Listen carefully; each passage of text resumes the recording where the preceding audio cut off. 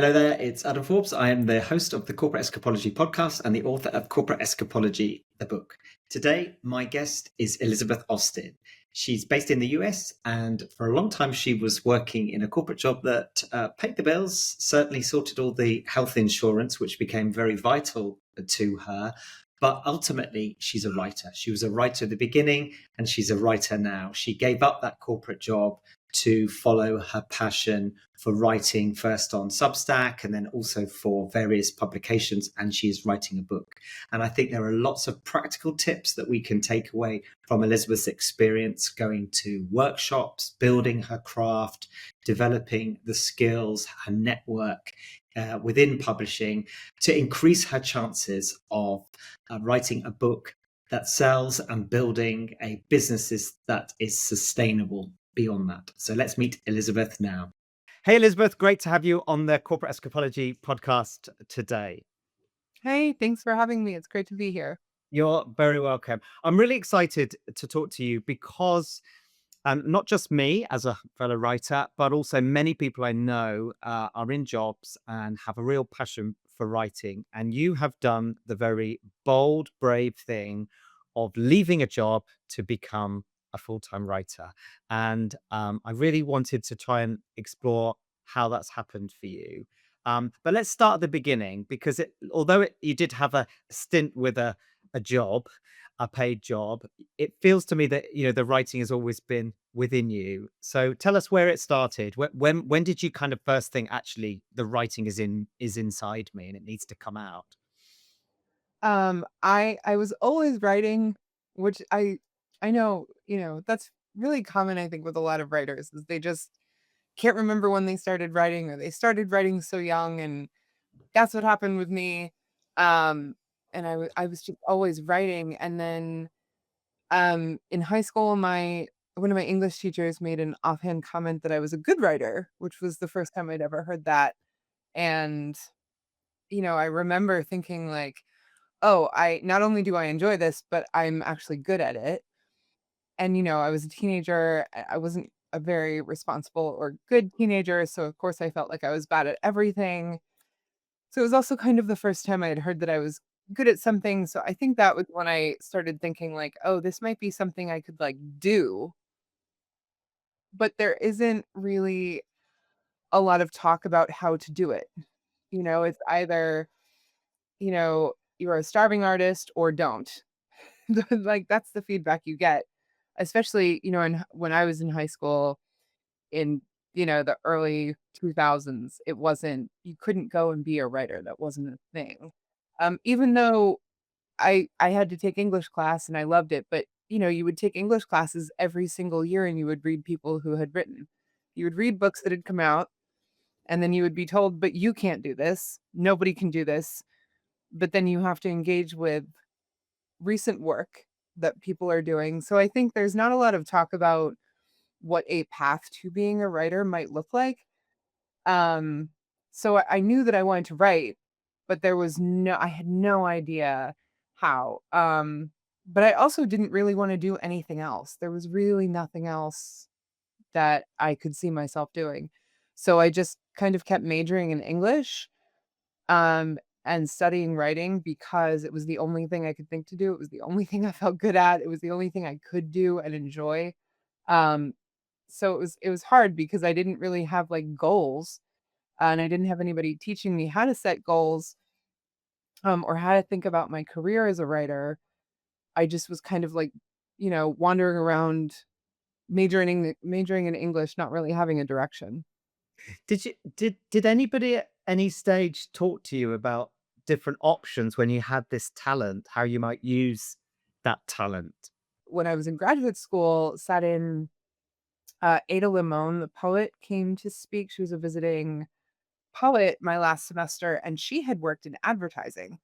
And she talked about leveraging your writing skills and your creative skills um, in like full time fields or like fields outside of just writing. So that was really helpful. And that was what prompted me to look for a full time job because I also, I raised two kids on my own and I needed health insurance and a salary. Yeah. Yeah, I mean, you've got to make these choices, haven't you? And but there's a purity obviously about being a writer or a poet, and there's a pragmatism about paying the bills, but yet trying to use some of those talents that you have. So I think it was great that you were getting that exposure to advertising and I guess copywriting then. I think I was searching for some kind of stability. I knew that I wanted to be a writer. I knew that I could just write. I can produce a lot of writing very quickly. But that's not really something I can put on a resume and get a job with that. So then I was just kind of reaching for these potential career paths that I could make work. But I would like, I looked into teaching and that really wasn't viable, like, because you would start as an adjunct, it just wasn't viable. And then I went into a corporate field, which checked all of the, like, boxes of, like, the salary, the health insurance, but I knew I was like, "This just isn't." I would think about, like, 30 years on, and I wouldn't feel good imagining myself in that role, and so I felt really. Although it has all kind of played out well and it seems to be going in the direction I always wanted it to, at the time, I felt very stuck and unsure, and I did not see how there was a clear path forward. It it's kind of strange because, I worked in that corporate job for 6 years, and it worked really well when I needed it. And then I started to think, I think I'm ready to get out of here. I don't know how much longer I can keep working on this. And I was complaining to my friends a lot. I wish I could just write full time. I wish I could just write full time. And I was saying that for about 3 months. And then finally, my wonderful, kind, thoughtful manager, who is just such a great person, sat me down and was like, the company is restructuring, they're eliminating your position. Um, you know, and I think I cried for 5 minutes because I was scared, um, and then very quickly was like, "This is my moment." Really? It was that quick, really? The recovery was that quick? Yeah, it was, like, in the meeting, and I think she thought that I was, like, fronting, and I was like, "No, I feel like, this is what I'm gonna do." Wow. It wasn't, like, not scary, but I just was like, "No, this is it. I've been saying I wanna do this. I've been thinking about it. I've just basically been subconsciously asking for this, so I'm just gonna figure it out." I ended up getting a severance and being able to take some time off to write and sort of build the beginnings of a writing career from that. But it was had I not worked that job, I would not have had the support to write full time. So it did kind of come full circle where it was like, I guess that had to happen. Um, it all kind of makes sense in retrospect, whether. Well, always, yeah, always. But were you doing writing during that job? Were you writing, I mean, both in the job, but also were you writing, personally, and even were you trying to sell your writing to others while you were in that corporate job, or were you just kind of keeping your head above water? Well, so I was writing. I was always writing, but I still didn't really see, like, a career in writing for myself until, um, it was probably when my during my daughter's illness, because she was diagnosed with cancer at the beginning of the pandemic, which sounds ridiculous, but that's what happened. And she's fine now. She's great. But so midway through her illness, I was still working full time at that job and I was just writing a lot, but it went from like the journaling and like kind of casual writing that I was doing throughout my years at that job when at the beginning of the job, I was like, oh, this is my life for 30 years. This is what I'm going to do. I have to do. My kids were also very young and young enough that I couldn't yet see, like, the glimmers of their adulthood. So, Mm, like, mm. 7, 8, 9 feels like Very an hands eternity, and so that was kind of the time when I was like, "Oh, this is gonna go on forever," and I couldn't see anything beyond that. And then, my daughter got sick, and I started writing, like, essays, like, sellable writing, Oh, you did? Okay. and I wrote an essay about, reading a lot of Stephen King when my daughter was sick because I love his work, and I emailed a friend, who's a great writer, Anne Cardinal, and said, she writes a lot of, like, YA horror, and I was like, "This seems kind of niche. Do you know where I could send it?" And she connected me with, what was then Tor.com is now Reactor Mag, and they ended up publishing my essay. Wow. Gosh, how did that feel?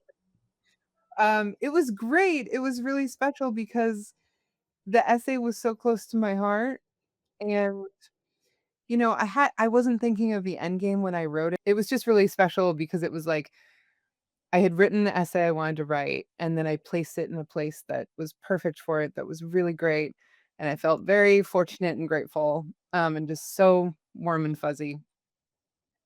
And then and that was kind of like, "Oh, like, I think that I could do this. I think I can write sellable, marketable work."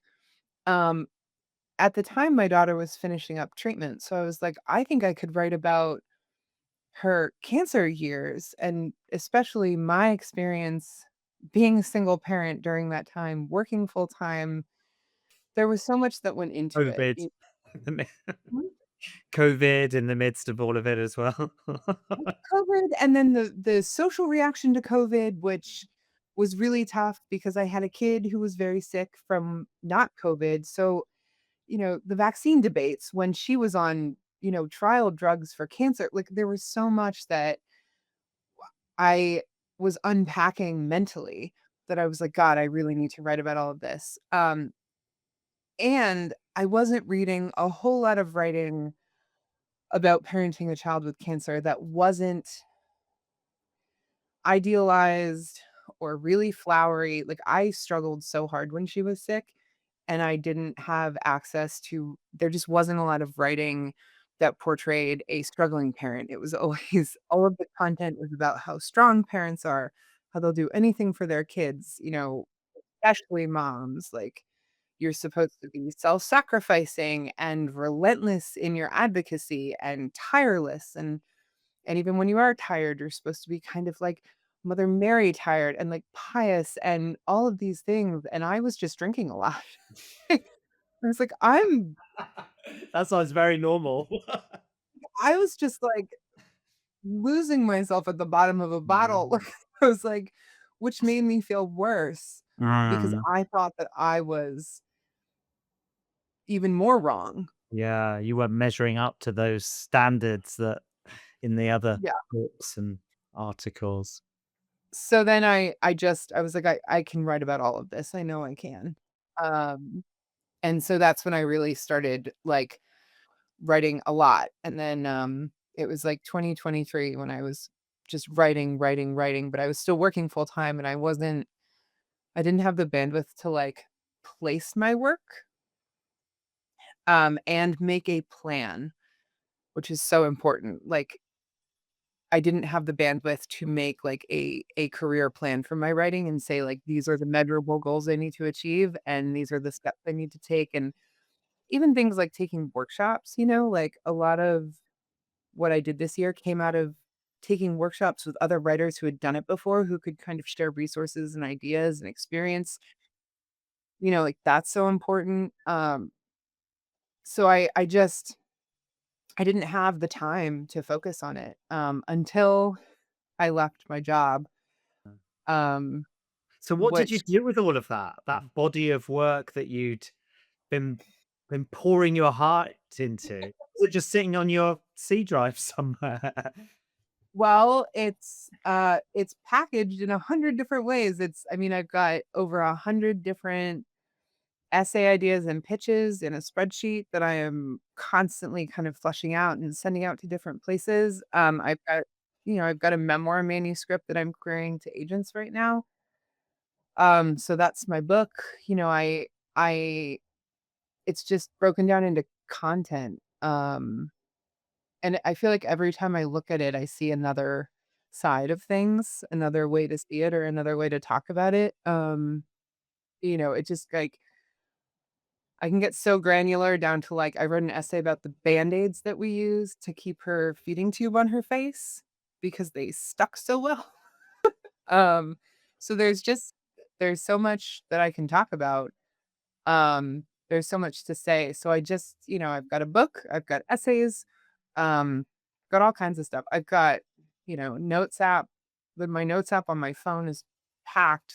I've got a manuscript, I've got a book proposal, I have a query letter. Like it just all of that turned into my writing career. Wow. So, okay, so let's go back to that moment then, day one. So you'd left. I mean, it wasn't from nothing because you'd been doing lots and lots of work and you'd had placed some of your work as well. So it wasn't like just like day one, right, I'm going to be a writer. You'd had been sort of working to this, even if it was in the background.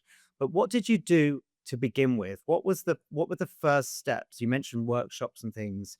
I mean, the other thing I've really noticed in how you're telling your story is that people, don't you, in this area? You have a network. I don't know how big it is, but you have a network of writers or poets and others that have done things. I guess that's, resource that you've been able to draw on over the years. So what kind of things like that could help others? Yeah. So the very first thing I did was start a Substack because I knew that I needed a platform of work, something like a resume, a CV.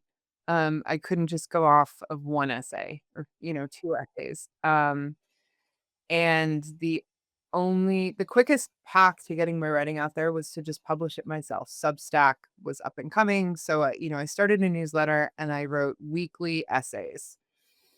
Um, which in the beginning, I wasn't placing freelance pieces, so that was, for me, pretty easy. I would say for anyone wanting to start a Substack, make sure you know yourself and pick the cadence that works for you. I know people who publish every other week, once a month, whatever.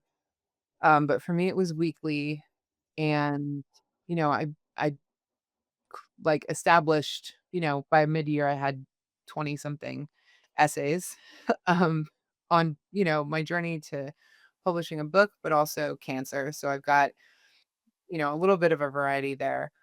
Um, I did know people from graduate school.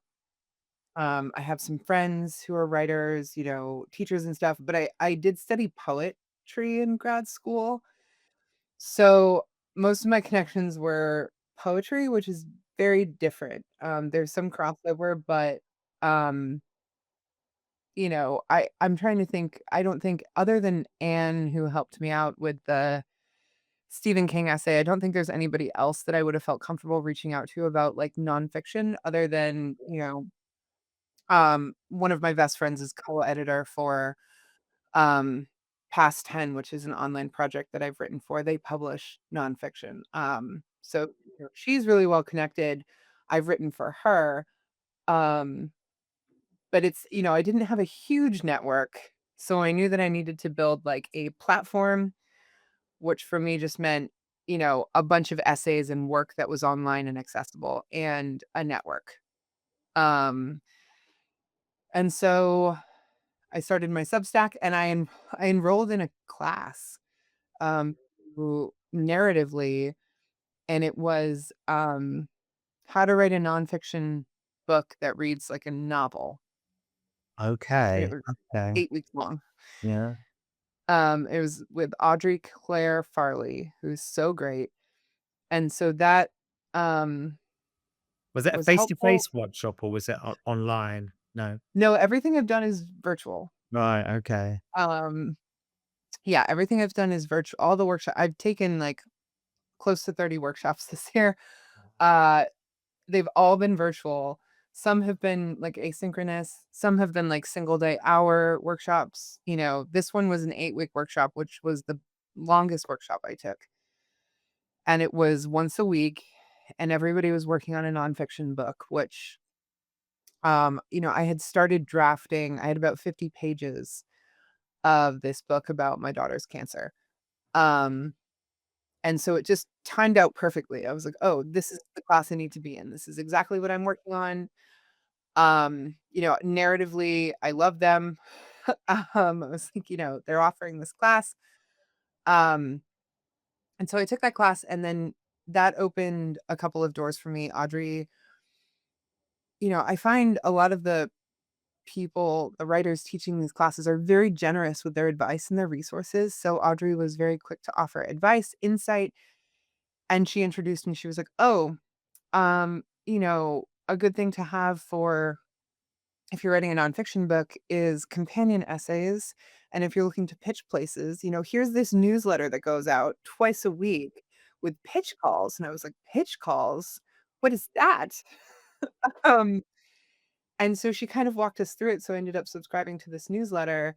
And I was like, "Oh, I can like take all of these hundreds of ideas that I have, and I can distill them down into summaries and then email them out to editors. That's fantastic. I didn't even know that was a thing." Um, so it was kind of like one thing led to another. But the beginnings really were just like start a newsletter, enroll in a class. Are these some of these people you've been pitching to now coming to you and saying, "We'll pay you to write stuff for us"? How So does that work? I'm starting to get emails from editors who are saying, "Thought of you, like we're gonna have this piece, thought of you," which I didn't know was a thing. So that's that's nice. My end goal is to publish a book and see what avenues that opens up for me. So I don't know that writing for publications, freelancing, and journalism is my end goal. It was really like it's a step on my way to my book and to sort of see what is available after that. Whether, maybe adaptation sounds really good to me. Like I would love to get involved in adaptation to screen, things like that. I don't know what's ahead. So I am excited to still be freelancing, but I don't necessarily want to build like a long-term freelancing career that I'm going to continue to do. And I definitely don't think I have the chops to be like a serious journalist who's going to do like hard-hitting reporting. Because I don't like talking to people I don't know for no reason, like just to get information. Like I would not be a good person to track down sources. Um, so there's a little bit of that. I'm like, still working out the finer points of all this stuff. But I am starting to I have built relationships with editors who now reach out to me, which is wonderful. Yeah, I bet. I bet. Well, and validation as well as like commercially useful to have that people that recognize that because also it's not just, oh, you can write, but actually we like the sound of your writing too. I mean, it is a personal thing, isn't it? I mean, it's as creative as somebody who's producing art and somebody buying it. It's an emotional purchase in many ways rather than just a rational one. Rational needs to come in, I'm sure, because they need to think about audience and their own business, revenues and everything too. But I still think there's something for a creative person to have somebody that likes what they do and not to pay for it because that's the Mm. test really in many ways, not to just do stuff for free. And so how are you feeling now? You've shifted from corporate person to creative person, or at least you've unleashed that part of your life now very formally and publicly, and in a way sort of turned your back on the other part. How do you feel about yourself by having made this shift? I feel so much better even though I don't know what's happening. Like I don't know what's gonna happen. I don't know if I'm going to sell a book. Like I hope I have hopes, but I feel better. Um, I just don't think that working in a corporate environment was sustainable for me emotionally. Um, but I also was raised being told that what I wanted to do wasn't feasible. And so I believed it. Um, and it's complicated because I feel better even though my life is less certain, I'm more scared than I was. I did feel very secure in my corporate job, in the fact that, like, I knew where my money was coming from all the time, and I had very expensive, inefficient healthcare, but healthcare, which in America is like a big deal. Like, I think I had the job at the time I needed the job. And then you know, when I didn't need it anymore, even though I couldn't see that I didn't need it anymore, I would have never just quit, ever. I I just wouldn't put my family in that situation. But I was let go. And it was like, well, I'm being given this, so fine. Um, but it's hard because I'm like more afraid than I was, but I feel better. What are you Like, afraid of? Just that lack of stable, predictable income?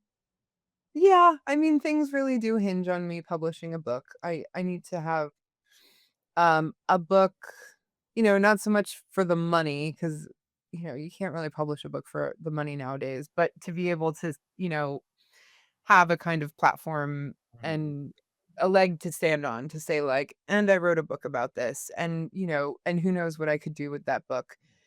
And then, I have other books I'd like to write, so I need to get this one done so that I can move on to a second book. And I enjoy making connections in the industry.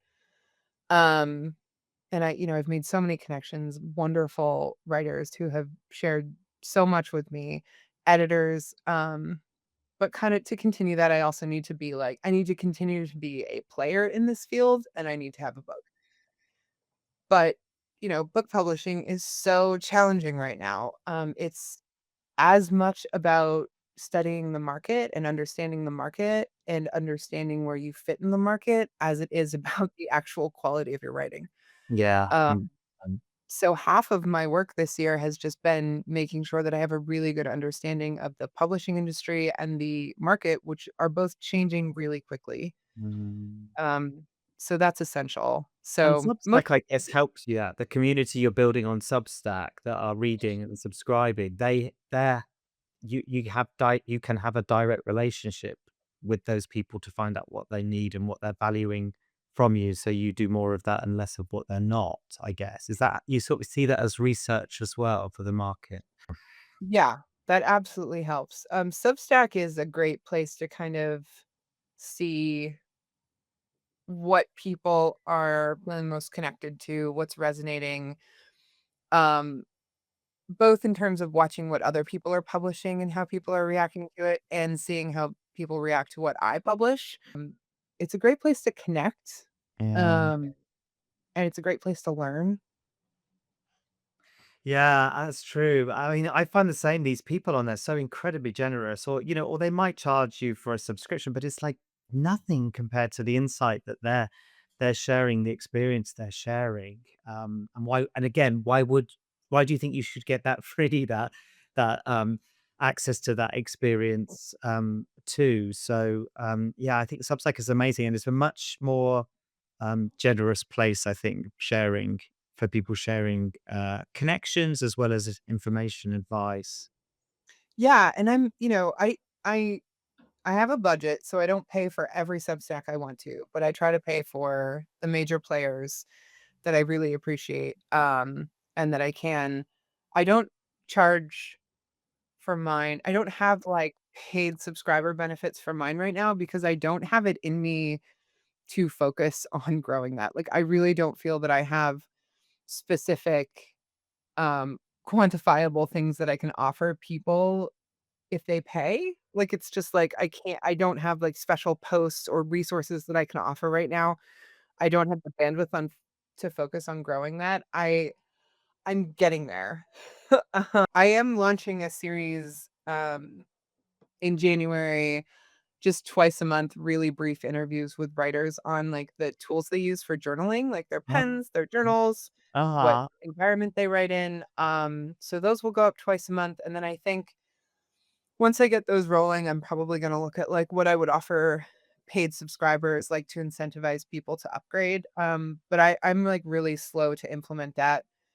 Uh, just But I think because it's I also interesting what you just said there. It's a series and it's very tightly bound. It's not because I think that's one of the reasons that puts people off doing this stuff. It just feels like, right, I'm just going to start writing, and it just has this seems almost like the Yellow Brick Road, just going off into the distance. And like, what am I going to write about? And actually, by focusing on short series like that just interest you, that might be enough for you to test whether there's appetite, as you say, for somebody to upgrade and get paid for some premium version of this, or at least just build an audience of people that are interested in this. And that might give you ideas for future books or future products that you might develop. And so, again, taking that pressure off, like, I'm going to be a writer versus I'm going to write about this stuff at the moment in January.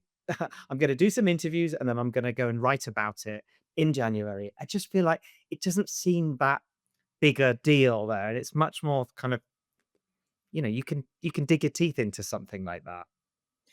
yeah, and it took me a year to implement a series like that, like, I've been on Substack now for a year, which is not that much time. I have a friend who's been on for 7 years. She runs workshops, she's amazing. Um, but, it took me a year of just kind of being like, "I'm just gonna write about whatever." I don't know. Like, I don't know, and just kind of feeling my way through, and then a year in, I'm like, "Oh, okay. I can no longer commit to writing an essay a week, 52 weeks a year. I need to take the burden off. What could I do?" And then I took a journaling workshop with, Amy Sheeran, who's a wonderful writer and such a kind person, and there was a long discussion on what books and pens everyone uses for journaling, and there were like, no 2 people were the same. It was just this even, like, how they wrote on the page was different. Um, and I was like, "God," and I wanted to hear more. I was like, "Oh, I just wanna hear." I wonder, like, I started wondering about my friends. I was like, I know my one friend uses a remarkable. I was like, "I really would love to know why." So then I was like, "Oh, I'm gonna do this, like, series, 4 questions, really easy because I can't commit to, like, a whole thing." But it took a year for me to kind of be like, "Oh, okay, I could, build something like this into this." So I think, like, just getting started, I think, is the best thing. I know, a lot of writers I know who don't have newsletters are like, "Well, I don't know what I'd write about." And it's like, just anything. Just write about your lunches, anything. Because, there's always gonna be reasons not to get started, but once you get started, you can kinda shape it. It's like, if there's no clay on the wheel, you can't make anything. But so just, like, get some clay on the wheel, start working at it, and you can kind of make anything you want from there. What I would about the final question then is what about that girl growing up wanting to be the writer? Like, how does that feel looking back at her now? um, I wish that I could talk to my past self, because I think I thought I had nothing to write about. I know I thought that. I remember feeling that really intensely, that I had nothing to write about. And I think that was a reflection of the value I saw in myself. Um, I remember living in New York and wanting to be a writer and telling people I was a writer, but I wasn't. I was a hostess at a restaurant. And I wasn't writing. I don't even think I had a computer. I had like a journal. Uh, but again, like, I didn't know how to start. I didn't know how people got their pieces in the Village Voice. Like, I didn't know how people did any of that. I think I wish I could tell myself to go get involved too. Like, go join a writing workshop, go meet those people, go talk to other people who want to do what you want to do, and listen and learn and make connections. But I like, I don't know. I was not a very cool teenager. I was really anxious and a little strange and really lost. And so I feel good now, because I feel like I'm becoming the person that I really wanted to be when I was like 16, 17, 18. Like, and I think I was hoping that life would happen at 22, but it didn't. It's happening at 37, and that's okay. That's perfectly fine too. Yeah, But I hear that a lot, that you're becoming the person that you kind of always were meant to be, and doing the things that you were meant to do. And yeah, it comes later because other things come in, don't they? You wouldn't have your kids, if you'd had that single-minded focus and all that experience and access to things that knowledge and networks that you have now. It would have come at expense of something else. That's life. And you have to kind of embrace those things when they're there. And but then I think also to have that view of yourself, which I think you carried right the way through, that I am a writer. I mean, it's so interesting what you just said there about telling people you were even when you weren't, because it was so core to your identity. And I think it's just a terrific story of just going back, to what, at your core you want to do, and how you want to help others as well as do for yourself. And yeah, I mean, it's tragic to go through that with your daughter, but in some ways I think maybe it gave you that kind of, this is what I'm going to talk about. You'd spent those times in your youth wondering what would be interesting to people. Well, here you go. That experience has changed all of your lives fundamentally. And unfortunately, you're not alone. And because of that, you've got some great information and insights and support and care to share with others, which is a nice thing to do now. Yeah. Thank you. Yeah, I also, you know, it's very cliche, but like my daughter having cancer, coming out of that, it was like not it's me and my daughter and my son, and that's my family, and it's like not a single one of us wants to waste our time on anything anymore. Like we are so done. It's like not a single thing gets done that we don't want to do or that doesn't contribute to some kind of goal we have. Like we're just I think it just put everything into really sharp focus. So that was also the thing. I looked at 30 years in a job I didn't love, and it was like I did not fight this hard to come out of this horrible situation to now go back to something that I don't love. And I just, regardless of whatever uncertainty I'm looking at, I can't do that. Um, so it just I don't know. It did define how we approach things, even though I really resist the silver lining narrative. Yeah. Like I don't I want to know. be that person, especially since it was my daughter's experience, not like I don't want to find silver linings in her cancer. That's, Mm, that doesn't feel good, but it did change our outlook and it did change our approach. And I'm glad it did. Well, great. Thank you very much, Elizabeth. I mean, great, inspiring story, but I also feel extremely practical as well. I mean, I get this really strong sense of some of the work that you have done to build the skills and experience and networks and tools to be able to do this too. And it shows it is accessible. It's not something that other people do out there. It's something that people like us can do. And it was also really interesting to hear about how you could make those linkages between what you were doing in your corporate job to this too, because I think that's also really important. This wasn't just a complete pivot away and drop everything behind you. Stuff comes with you, of course, and you show that really well. Thank you. Yeah, and I mean I did, there are a lot of transferable skills.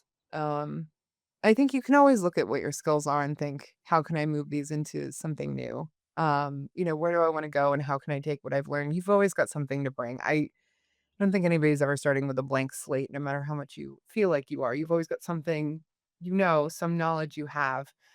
Um, and anyone can write. It's just very hard, but a lot of things are really hard. Like I tell my kids that all the time. My daughter says she wants to be a pediatric oncologist, which of course she does.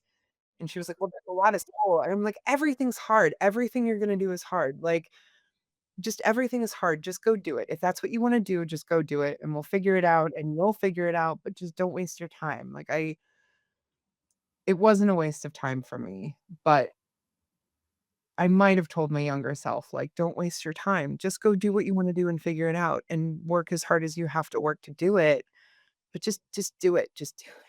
Like, so that's what I tell my kids now is just do what you want and just figure it out. Great advice for kids and adults alike. Thanks so much, Elizabeth. Thank you. Thank you so much for talking to me.